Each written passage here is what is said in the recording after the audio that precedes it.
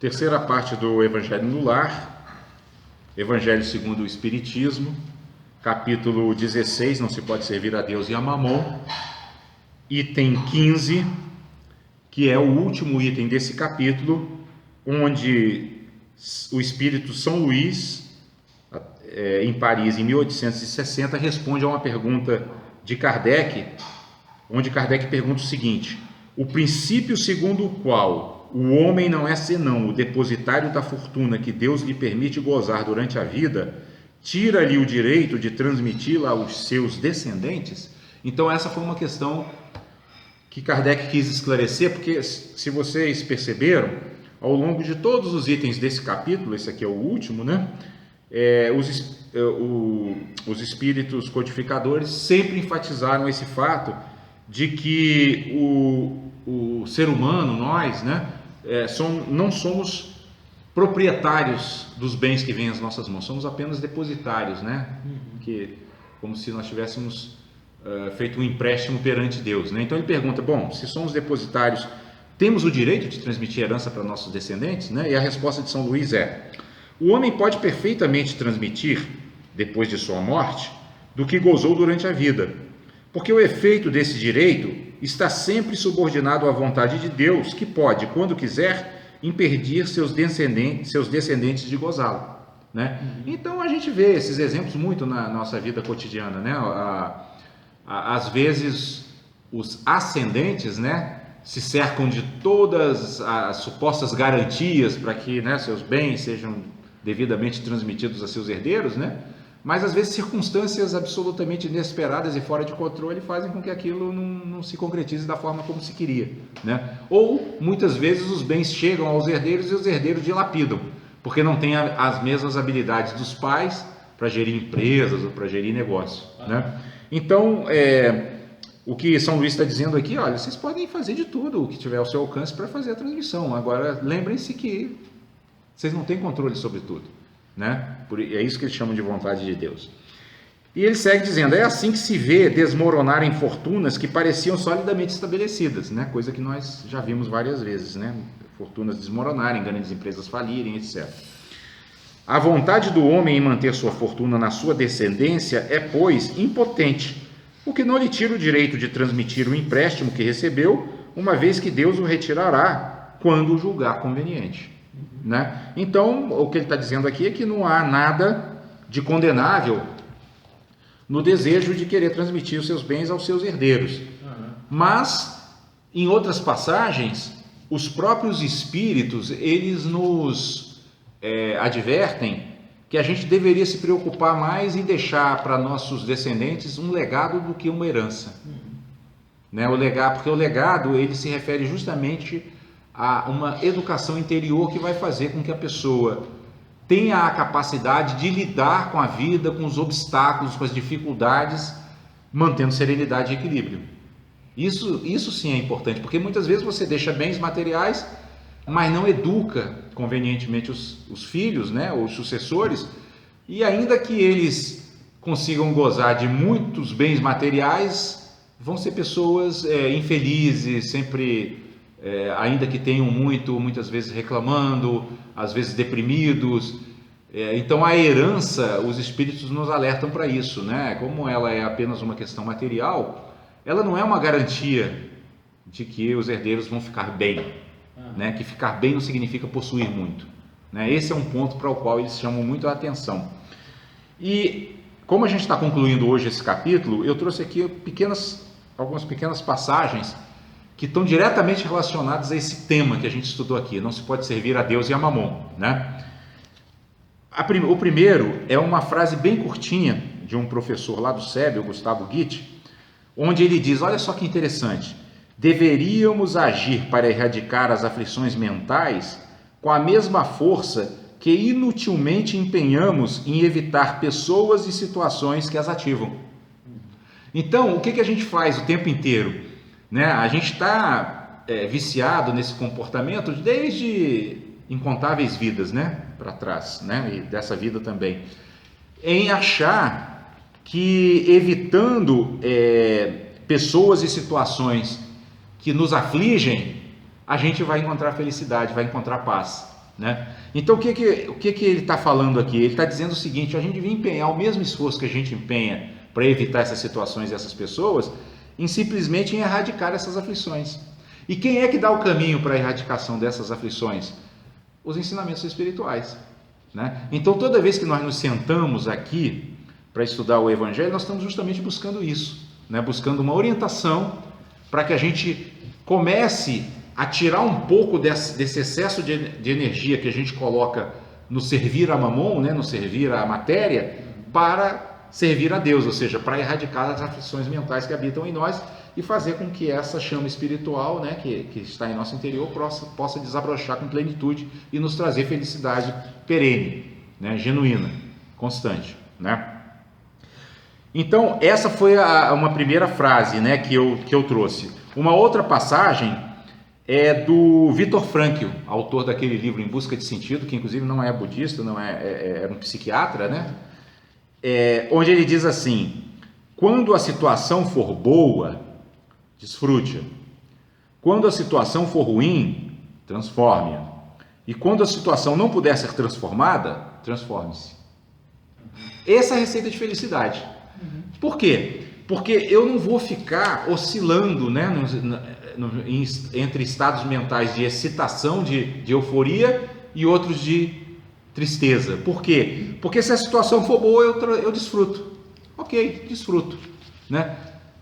Com leveza, sem apego, então não vou ficar também lamentando porque eu sei que aquilo é passageiro, porque tudo é passageiro, né? Eu vou desfrutar com plenitude. E se ela for ruim e eu tiver a possibilidade, eu transformo, em vez de ficar reclamando. Então o próprio ato de transformar uma situação ruim, ele já traz felicidade, porque ele faz com que a gente se sinta, com que a gente não tenha aquele sentimento de impotência diante da situação. Eu consegui transformar.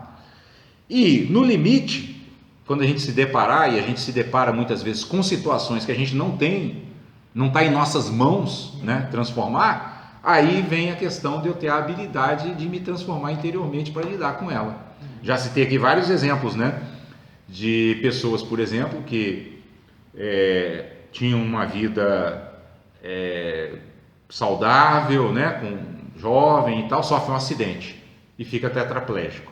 E não tem como, a medicina não tem recursos para curar. A maioria dessas pessoas, no primeiro momento, elas ficam desesperadas, querendo morrer, porque agora o que eu vou fazer? Não consigo mais andar, não consigo mais me mover, o que eu faço? Não sei o que e tal. Mas as que conseguiram fazer isso que o Viktor Frankl está dizendo aqui, que é transformar-se intimamente, aquela situação que inicialmente era uma tragédia se transforma num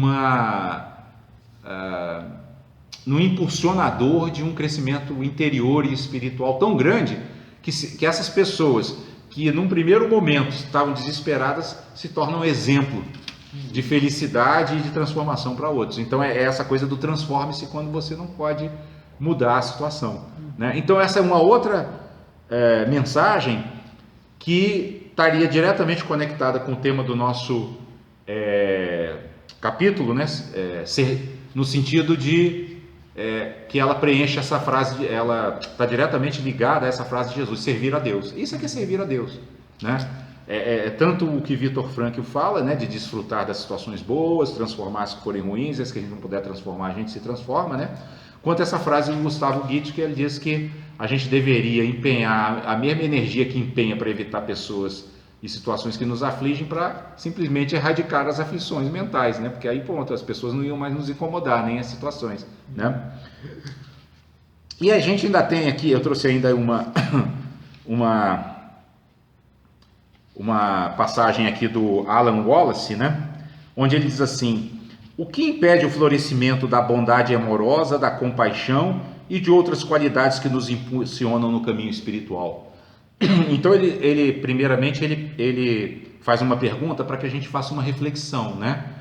Nós estamos empenhados no caminho espiritual, sabemos que o desenvolvimento da bondade amorosa, da compaixão, do amor é o caminho da felicidade genuína, né? Então o que obstrui, né, o florescimento dessas qualidades, né? E aí ele vai dizer: não tem uma resposta simples, mas algo que definitivamente tem a ver com essa questão é o sentimento de inadequação com o qual nos envolvemos com outras pessoas, à medida que nos aventuramos na vida. Nós tendemos a nos envolver com o outro como quem precisa de algo. Aí olha só o que ele vai falar. Eu preciso de emprego, eu preciso de amor, eu preciso de afirmação, eu preciso de carinho, eu preciso de respeito, eu preciso de mais dinheiro, eu preciso de mais posses, eu preciso de mais felicidade. Se a gente fosse auto-observar, nós vamos ver que frequentemente nós estamos sempre achando que está faltando alguma coisa, né? Então ele já começa a dizer que, essa sensação de que estamos sempre precisando de algo é que vão ser os obstáculos ao florescimento da bondade amorosa e da compaixão em nosso interior. Por quê? Porque como que eu vou oferecer bondade, né? Como que eu vou oferecer ajuda a quem sofre se eu me sinto uma pessoa carente de tudo, né? De emprego, de dinheiro, disso ou daquilo, né? A gente só pode amparar os outros quando nós estamos plenos, né? Então é por isso que ele diz que quando a gente aborda o mundo como se o mundo fosse nos satisfazer, isso é servir a mamão, entende? É buscar a felicidade como que sugando, né, o que o mundo pode me oferecer, né? E aí ele vai seguir dizendo assim, que esse é o reino das preocupações mundanas. Eu estou querendo sempre obter, achando que obtendo eu vou, né, encontrar essa felicidade que eu tanto almejo. Só que quando a gente começa a se aprofundar nos ensinamentos espirituais, a gente vai perceber que isso é um poço sem fundo, né? Quanto mais eu tenho, mais eu quero, né? A gente vai ver aí milionários, bilionários que ainda querem ganhar mais dinheiro, né? Não descansam, podiam descansar pro resto da vida, mas eles querem mais, eles querem que a empresa cresça mais, eles querem que, né, as contas estejam mais recheadas, etc. E aí ele vai dizer assim, não há nada de errado em precisar de algo. A gente tem determinadas necessidades, isso é natural. Mas um sentimento de inadequação e incompletude não é propício para o coração de bondade amorosa. Então, a gente deveria lidar com as nossas necessidades de uma maneira mais natural, né? Mais leve, né? Não focando tanto nas necessidades, né? E sim mais no que eu posso oferecer. É isso que pessoas que desenvolveram um profundo sentido de religiosidade vão dizer quando eles dizem assim, ó, se colocar a serviço de Deus, né? É que eles reconhecem que essas pessoas, como elas desenvolvem um profundo senso de religiosidade, elas reconhecem que elas têm uma grande riqueza dentro de si. Então elas superam completamente essa sensação de carência, né? De eu preciso disso, eu preciso daquilo, e sentem uma alegria muito grande em doar, ainda que seja do pouco que tem, né? A gente viu, por exemplo, o trabalho de benemerência feito pela Madre Teresa de Calcutá, Chico Xavier e tal. Eram pessoas que não tinham recursos materiais, né? Mas os recursos materiais vinham de maneira natural. Por quê? Porque eles não ficavam abordando o mundo dessa forma como Alan Wallace está falando aqui, como se fosse eu preciso, né? Na linguagem cristã, eles iam dizer assim, eles confiavam em Deus, e Deus é a fonte infinita, então não vai faltar, né? E aí ele conclui essa passagem dizendo assim, a mente que alcança as outras pessoas e o ambiente para buscar o que parece faltar é uma mente que ignora seus próprios recursos de paz e felicidade. Então ele diz que é justamente, né, aquilo que no nosso capítulo do Evangelho que nós estamos encerrando hoje, Jesus chama de servir a mamon, ou seja, está procurando sempre, buscando alcançar outras pessoas e o ambiente para buscar algo que nós supomos que está faltando, é justamente o que nos afasta dos recursos de paz e felicidade que já tem aqui dentro, né, que já estão aqui dentro, que a gente não precisa nem conquistar, só precisa criar um ambiente propício a que eles aflorem. Por isso que se usa muito a palavra cultivo, né? Cultivar o interior, né? Ou seja, as sementes já estão aqui, se você cultiva elas brotam, simples assim, né? Já temos o potencial. Existe uma professora budista que ela fez uma citação uma vez, muito interessante, ela disse, nós somos como se fosse um miserável sentado em cima de um baú de tesouros valiosos, sem saber que esse baú tem os tesouros, e estamos ali nos achando miseráveis. Então nós somos exatamente isso, nós temos esses tesouros que Jesus chama os tesouros que as traças não roem e a ferrugem não come, né? Ou seja, tesouros perenes, né?